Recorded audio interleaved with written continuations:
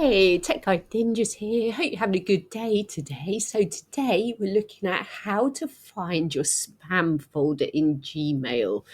So it's a good idea to check your spam folder now and again because occasionally messages will get sent in there that shouldn't be there. So this is how you do it. So from your Gmail account, you're going to go to the left-hand side, click on the down arrow that says More, and scroll down to spam. So click on there and you'll be in your spam folder. So have a look at the messages there. If there are any that you think shouldn't be in spam, what you can do is you can click on it and then you can click on report as not spam. That will be sent back to your primary email folder.